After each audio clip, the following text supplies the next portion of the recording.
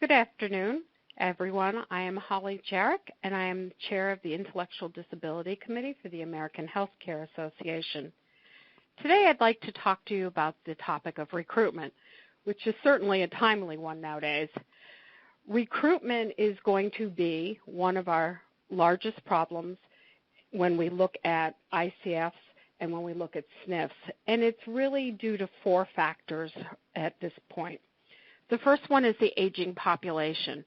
We're all aware of the fact that the silver tsunami is coming and that is going to put an increased need for caregivers.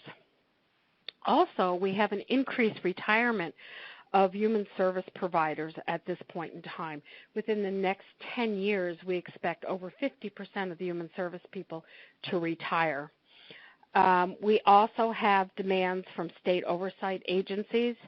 And lastly, we're woefully inadequately compensated for the work that we do. Therefore, we find it difficult to recruit. As many of you have given me the example, you can make more money at Starbucks than you can taking care of people.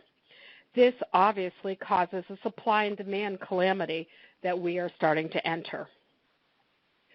As we started to look at recruitment, we've been trying to collect a few ideas that we'd like to share with you that might help in your overall plan. The first creative program that we came up with was the use of college students.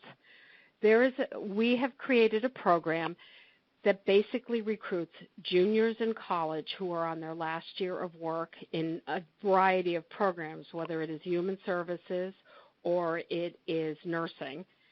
Top that off, we also have gone back to two-year programs and looked at students between their first and second year. Flyers go out to all the college programs. We accept applications starting in February for summer work, and we entitle it that way. We've looked at graduation dates. We make sure that we have only 1 week of orientation, which pretty much occurs after everyone has finished their exams, but they can also have a little time off. Then we bring the group in as a cohort. Bringing the group in as a cohort gives them a sense of identity for who they are. Therefore, they can it makes it a little bit more fun. And what we found over the last 2 summers is that group of students who have worked together for the summer have banded together. The benefit to the staff is staff are allowed to take summer vacations, where often they're restricted due to the lack of fill-in staff. The staff like it. The students like it.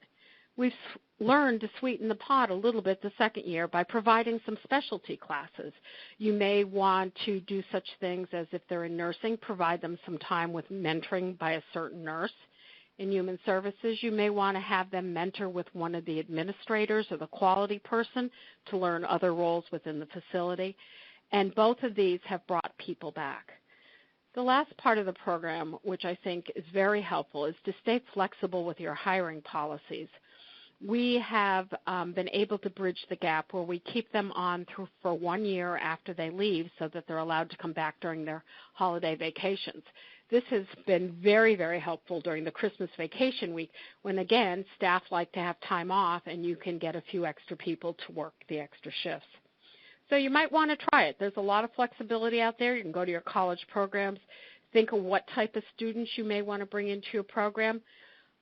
Bring some of them in for the summer, and then you can keep them on per diem with a commitment, and we keep them on for per diem 1 year, and then we terminate them, unless they'd like to stay full-time for you when they graduate. The next program that I'd like to look at is a program where we're about looking at recruitment outside of your geographic area. One of the things you may want to consider is, where else can I recruit? Your unemployment is either very low, you can't get anybody, and you're looking for some qualified staff. You may want to consider recruiting from other states or from possibly Puerto Rico. Puerto Rico has an extremely high unemployment rate with very well-educated people who are looking to come to the United States to work. If you consider that sort of program, some of the steps you may want to consider in that are, 1, tying up with universities or recruiting seminars there, recruiting people, or looking at high schools within Puerto Rico. That's one area you might look at. The second area you might look at, you want to consider what would you do for housing and what would they do for transportation? Now, housing, obviously people need some place to come.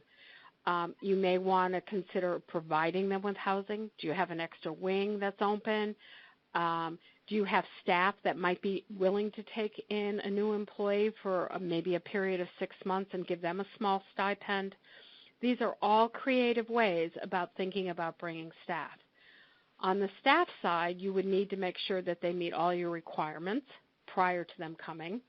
And also you may want to consider some sort of contract for a certain period of time that if you were willing to pay their flight, provide them with initial housing and give them 18 months to get on their feet and then establish themselves within the community.